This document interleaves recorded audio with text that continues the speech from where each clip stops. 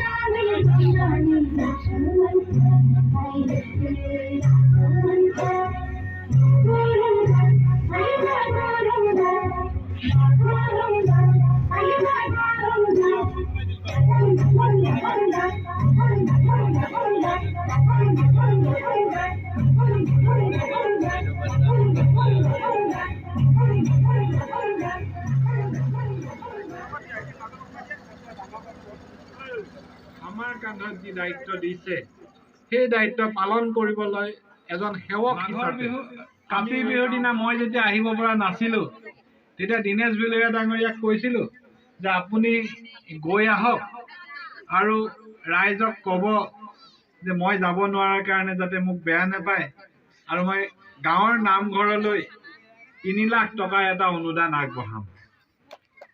দীনেশ বিলৰীয়া ডাঙৰীয়াই গৈ পেলাই মোক কৈছেগে আপুনি ক'লে মই কৈ দিলোঁ হয়, পইচা নিদিলে কিন্তু মই সিফালে যাব নোৱাৰিম আৰু।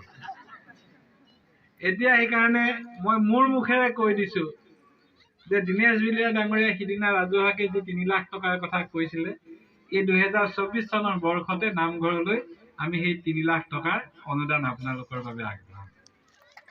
তাৰ লগতে ইয়াত যি সোণোৱাল গাঁৱৰ এই সাংস্কৃতিক কেন্দ্ৰ আছে, এই বিদ্যালয় আছে, এই অঞ্চলৰ অন্যান্য অনুষ্ঠানবিলাক আছে। মই ভাবোঁ যে আহি থকা দিনত এই অঞ্চলটোক আমি এটা মডেল এৰিয়া ধূপগুৰিৰ পৰাও চিন্তা কৰিম আৰু যি সাংস্কৃতিক কেন্দ্ৰ আছে এই সাংস্কৃতিক ভাৱে আপোনালোকলৈ 5 লাখ টকা আগবঢ়াম বুলি মই ঘোষণা কৰিছোঁ। আজি আমি কিছু আগত ধূপগুৰি জল জীৱন মিছনৰ আঁচনি উদ্বোধন কৰিলোঁ।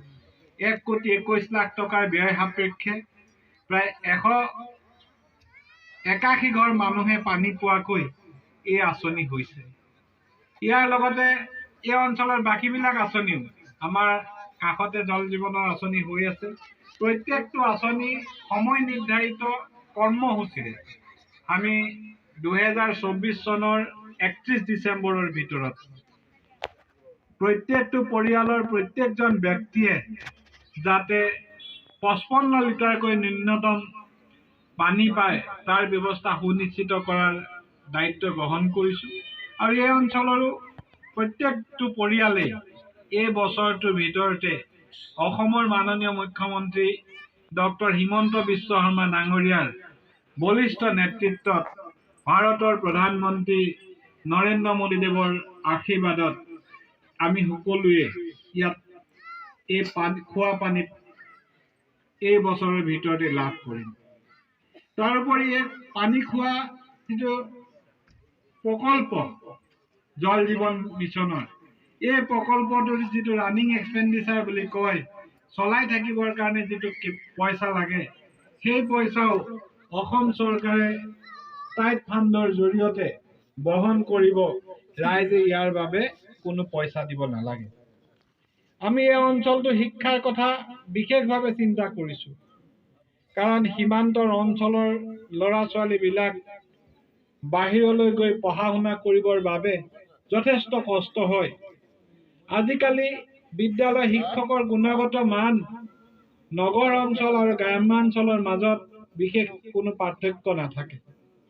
চৰকাৰে লোৱা দূৰদৰ্শী সিদ্ধান্তৰ ফলস্বৰূপে টেটৰ জৰিয়তে যিসকল শিক্ষক নিযুক্তি দিয়া হয়, মেধাৰ ভিত্তিত নিযুক্তি দিয়া শিক্ষকসকলে নগৰত যেনেকৈ পঢ়ুৱাই গ্ৰাম্যাঞ্চলতো তেনেকৈ তেওঁলোকে সুন্দৰভাৱে পঢ়ুৱাব পাৰে। তাৰ কাৰণে প্ৰয়োজনীয় বিষয়বিলাকৰ ভিতৰত এটা হ'ল আন্তঃগাঁথনি উন্নয়নৰ কথা। আমাৰ সীমান্তৱৰ্তী অঞ্চলৰ খেলুৱৈসকল যাতে উলিয়াই লৈ যাব পাৰোঁ তাৰ কাৰণেও আহি থকা দিনত আমি চেষ্টা কৰিম আৰু মধ্যমপুৰত এখন ভালকৈ খেলপথাৰ নিৰ্মাণ কৰাৰ এই পঞ্চায়তত আমাৰ পৰিকল্পনা আছে। ইতিমধ্যে আমি উৰিয়াম ঘাটত, জয়ন্তীপুৰত, চেৱাগুৰিত, চাংপুলত, গেলাবিলত, সৰু পথাৰত এইবিলাক অঞ্চলত ষ্টেডিয়াম নিৰ্মাণৰ কাম আৰম্ভ কৰিছোঁ বা আৰম্ভ কৰাৰ পৰ্যায়ত আছে। আহি থকা দিনত আমি মধ্যমপুৰ পঞ্চায়ততো এখন ষ্টেডিয়াম নিৰ্মাণ কৰিম যাতে ইয়াৰ খেলুৱৈসকলে ইয়াত খেলিবলৈ ভাল সুবিধা পায়। এই বছৰতে আমাৰ এই অঞ্চলৰ বিশেষকৈ যথেষ্ট সংখ্যক বড়ো জনগোষ্ঠীৰ লোক আছে। তেখেতসকলে পৰম্পৰাগতভাৱে বাথৌ মন্দিৰৰ পূজা কৰে। আমি উৰিয়াম ঘাট অঞ্চলটোৰ যিবিলাক বাথৌ মন্দিৰ আছে 60 ভাগতকৈ অধিক বাথৌ মন্দিৰ আছে। প্ৰথম পৰ্যায়ত এই বছৰত আমি প্ৰায় 10টা বাথৌ মন্দিৰ নিৰ্মাণ কৰাৰ পৰিকল্পনা কৰিছোঁ আৰু তাৰ পাছত প্ৰত্যেক বছৰে আমি বাথৌ মন্দিৰসমূহ নিৰ্মাণৰ কাৰণে ব্যৱস্থা হাতত ল'ম, যাতে আমি য'ত ভগৱানৰ উপাসনা কৰোঁ সেই ঠাইডোখৰ দেখিবলৈ সুন্দৰ হয়, ধুনীয়া হয়। মই বৰ বিশেষ দীঘলীয়া কথা নকওঁ। ৰাস্তা ঘাটৰ কাৰণে আমি যথেষ্ট পৰিকল্পনা লৈছোঁ। আমাৰ ৰেংমা নদীৰ এখনেই দলং আছে, উৰিয়াম ঘাটৰ ওপৰত দলং আছে। কিবা কাৰণে যদি ভৱিষ্যতে সেই দলংখনৰ যাতায়াতৰ অসুবিধা হয়, তেতিয়াহ'লে দ্বিতীয় এখন দলং নথকাৰ বাবে দুয়োপাৰৰ মানুহৰ যথেষ্ট অসুবিধা হ'ব। আমি এইখন নদীৰ ওপৰত আৰু এখন দলং নিৰ্মাণৰ কাৰণে পৰিকল্পনা কৰিছোঁ, যাতে সীমান্তৱৰ্তী ৰাইজৰ যাতায়াতৰ কাৰণে সুবিধা হয়।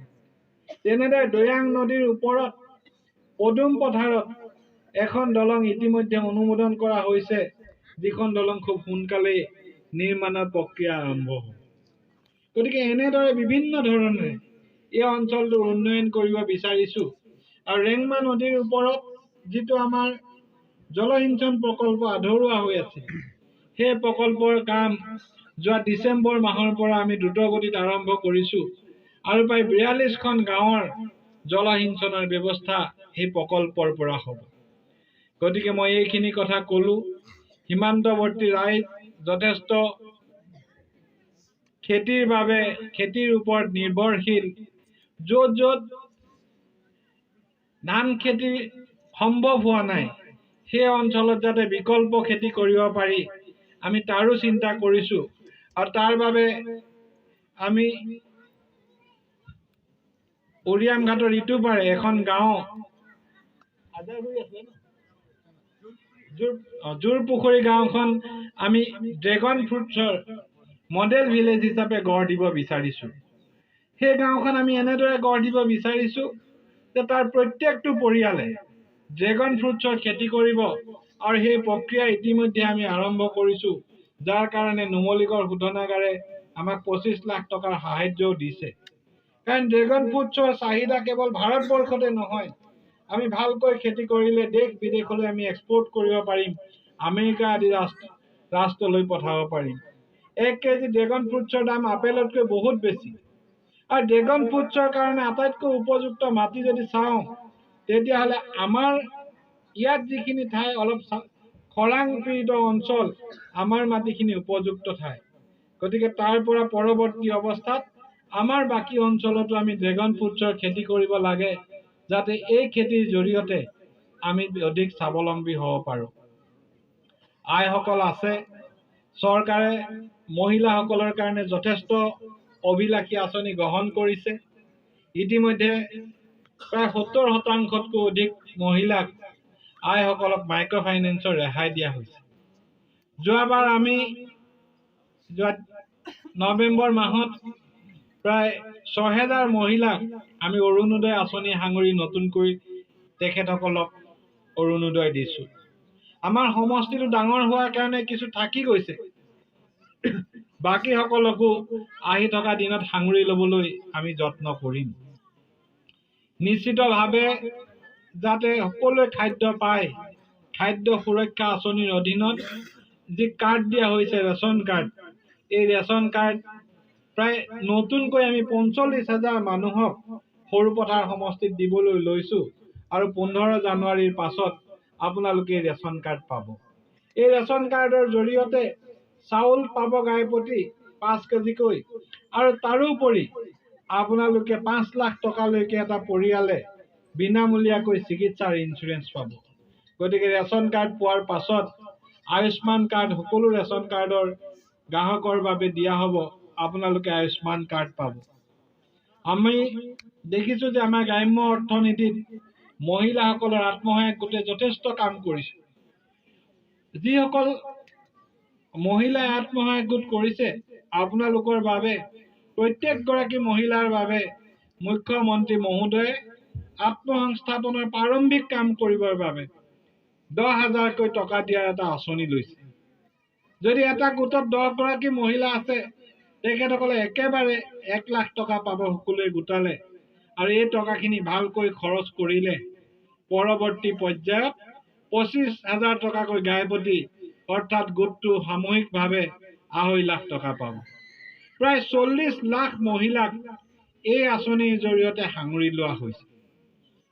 ঠিক তেনেকৈ 2 লাখ যুৱক যুৱতীক আত্মসংস্থাপনৰ বাবে 2 লাখকৈ টকা দিয়াৰো আঁচনি লোৱা হৈছে। মই ভাবো এই অঞ্চলৰ বহু যুৱক যুৱতীয়ে ইয়াৰ বাবে আবেদন কৰিছে, আৰু তেওঁলোকে নিশ্চয় এই আবেদনৰ জৰিয়তে তেওঁলোকক সিলেকশ্যন হলে আত্মসংস্থাপনৰ দিশত সবলভাৱে তেখেতসকল আগবাঢ়িব পাৰিব। মই বিশেষ নকওঁ, কৃষ্টি সংস্কৃতিৰে চহকী উৰিয়াম ঘাটৰ ভিতৰৰ এই অঞ্চলবোৰ আমি এনেদৰে আগুৱাই নিব লাগিব যাতে ইয়াৰ কোনো মানুহে অনুভৱ নকৰে আমি সীমান্তৰ ভিতৰুৱা ঠাইত আছো। নিৰ্বাচনৰ পূৰ্বে ইয়াত মোবাইল টাৱাৰ নাছিল।